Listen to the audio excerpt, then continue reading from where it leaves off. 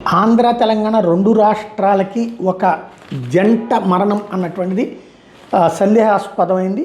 నవదంపతుల మృతి పట్ల అనేక అనుమానాలు వ్యక్తమవుతున్నాయి. యాదగిరిగుట్ట మండలం వంగపల్లి రైల్వే స్టేషన్ శివారులో గురువారం అర్ధరాత్రి మచిలీపట్నం ఎక్స్ప్రెస్ రైలు నుంచి జారిపడి నవదంపతులు కోరాడ సింహాచలం 25 ఏళ్ళు, కొంగరపు భవాని 19 మృతి చెందారు. చనిపోయడానికి ముందు రైల్లో సింహాచలం భవాని ఏదో విషయం మీద గొడవ పడుతుండగా తోటి ప్రయాణికులు తీసిన వీడియో వైరల్ అవుతుంది. దీంతో గొడవ జరిగిన తర్వాతే భార్యాభర్తలిద్దరు రైలు నుంచి కింద పడిపోయారని తెలుస్తుంది. ముందుగా నిర్ణయించుకుని ఆత్మహత్య చేసుకున్నారు, లేదా భార్యను సముదాయిస్తున్న క్రమంలో ఇద్దరు కలిసి జారిపడ్డారనే అనుమానాలు వ్యక్తమవుతున్నాయి. వీడియో ఎవరు చిత్రీకరించారని దాని మీద రైల్వే పోలీసులు ఆరాధిస్తున్నారు.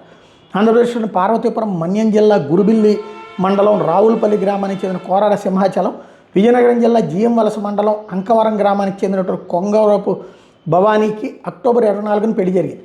దంపతులిద్దరూ హైదరాబాద్లోని జగద్గిరిగుట్ట ప్రాంతంలోని గాంధీనగర్లో ఉంటున్నారు. సింహాచలం ఎంఎస్సి పూర్తి చేసి ఫార్మా కంపెనీలో ఉద్యోగం చేస్తున్నాడు. ఇంటర్ వరకు చదివిన భవానీ కూడా ఒక ప్రైవేట్ కంపెనీలో ఉద్యోగం చేస్తుంది.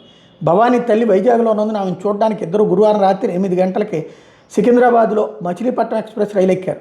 రైలు యాదగిరిగుట్ట మండలం వంగంపల్లి రైల్వే స్టేషన్ పరిధిలోకి రాగానే దంపతులిద్దరు రైలు నుంచి జారిపడిపోయారు.